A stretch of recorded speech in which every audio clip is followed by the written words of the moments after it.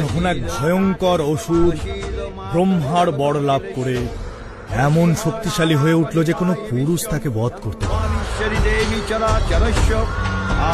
যখন নারীদের আর্তনাদে দেবতাদের সমস্ত ভক্তির আলো নিভে গেল,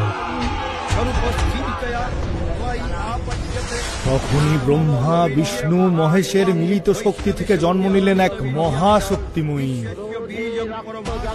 দেবী দুর্গা। নমস্তুতে।